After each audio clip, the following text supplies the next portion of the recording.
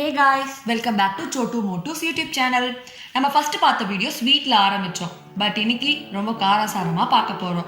இன்னைக்கு நம்ம பார்க்க போற டிஷ்ஷோட பேர் வந்து crispy vegetable pakoda. crispy vegetable pakodaனா நம்ம வீட்ல இருக்க எல்லா வெஜிடபிளும் யூஸ் பண்ணோம் இல்லைங்க. அவரைக்காய், பாவக்காய்னு நம்ம கிட்ட இருக்க நார்மலான கேரட், பீன்ஸ், கோஸ் அந்த மாதிரி பேசிக் வெஜிடபிள் வச்சு தான் நம்ம இந்த பக்கோடாவை பார்க்க போறோம். So let's get started. இந்த ரெசிபிக்கு தேவையான இன்க்ரீடியன்ட் ஒரு பெரிய வெங்காயம், 8 to 9 பீன்ஸ், ஒரு கப் ஆஃப் கோஸ், ஒரு பெரிய கேரட், ஒரு உருளைக்கிழங்கு, 4 பச்சை மிளகாய், ஒரு துண்டு இஞ்சி, 5 to 6 பல்லு பூண்டு, கொத்தமல்லி,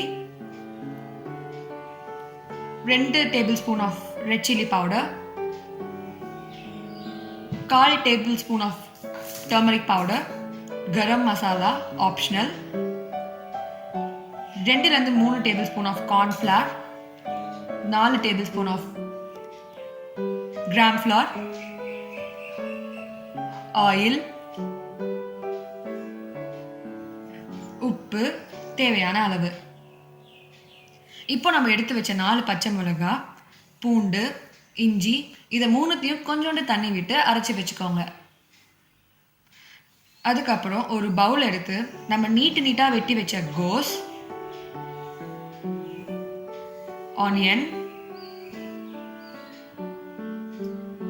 கேரட், பீன்ஸ், பொட்டேட்டோ,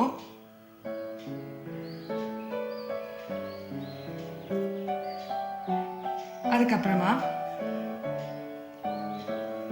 கார்ன்ஃப்ளவர். உங்க வீட்டில் கார்ன்ஃப்ளவர் இல்லைன்னா அரிசி மாவு கூட யூஸ் பண்ணிக்கலாம்.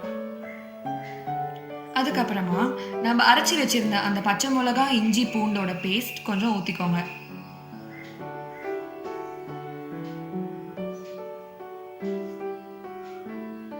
இதை ஊற்றின அப்புறமா கடலை மாவு,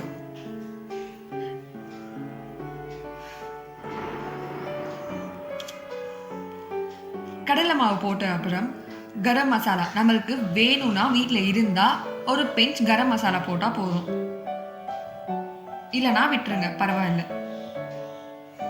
கரம் மசாலாக்கு அப்புறம் 1/4 டீஸ்பூன் மஞ்சத்தூள்,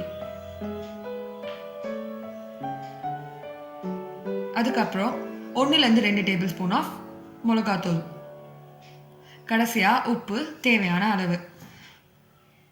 இதில் உங்களுக்கு வேணும்னா பீட்ரூட், காலிஃப்ளவர், கேப்சிகம் கூட ஆட் பண்ணிக்கலாம்.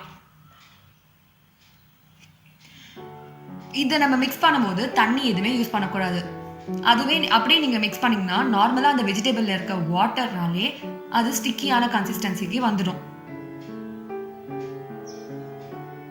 ஆயிலும் யூஸ் பண்ணக்கூடாது. பொறுமையாக மிக்ஸ் பண்ணோன்னே இந்த பதத்துக்கு வரும்.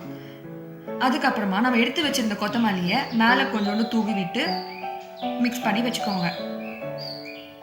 அதுக்கப்புறமா ஒரு கடாய் எடுத்து அதில் எண்ணெய் சூடு பண்ணுங்க. சூடு பண்ண எண்ணெயில் நம்ம செஞ்சு வச்ச அந்த பக்கோடாவை உதிரி விடுங்க கொஞ்சம் கொஞ்சமாக.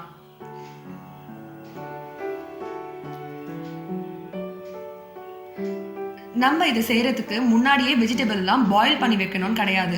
இப்போ நம்ம இதை ஃப்ரை பண்றதுலே வெஜிடபிள்ஸ் எல்லாம் நல்லா பாயில் ஆயிடும். நம்ம உதிரி விட்ட இந்த பக்கோடாவை கொஞ்சம் மிக்ஸ் பண்ணுங்க. மிக்ஸ் பண்ணி விட்டுட்டு கோல்டன் கலர்ல வந்துட்டுக்கு அப்புறமா அதை எடுத்து பரிமாறுங்க. நல்லா ஆயிலை ட்ரெயின் பண்ணிக்கோங்க ஃபர்ஸ்ட், அப்புறமா பரிமாறுங்க.